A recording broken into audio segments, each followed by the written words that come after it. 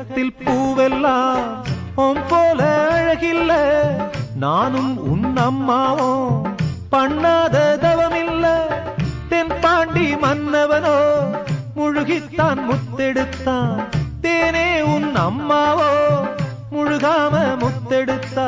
கண்ணே தெய்வம் கண்டேன் உந்தன் கண்ணே சந்நிதி, ஓ முத்தம் பட்டு எச்சில் பட்டா கொஞ்சம் நிம்மதி. சின்ன சின்ன பூவே நீ கண்ணால் பாரு போதும், தொட்டு தொட்டு பேசு என்